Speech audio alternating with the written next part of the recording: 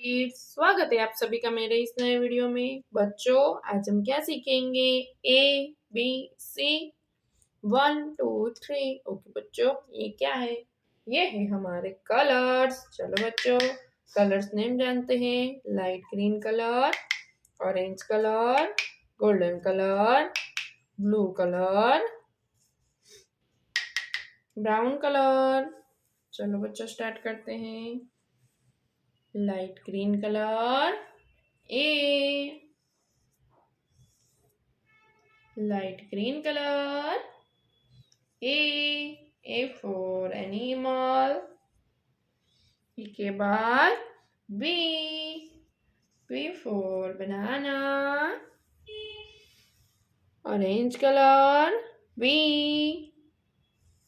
for banana, orange color B। blue color C,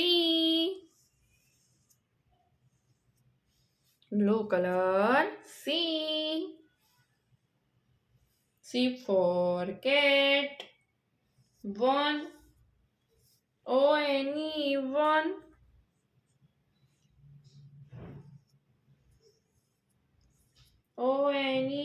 one, one के बाद 2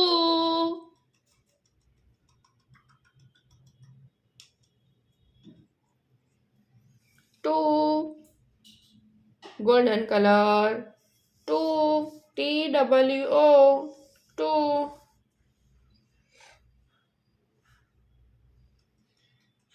2 के बाद 3 brown color 3।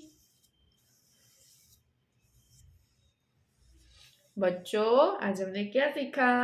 ABC 1 2 3। ओके बच्चों, अब मिलते हैं अगले वीडियो में। बाय।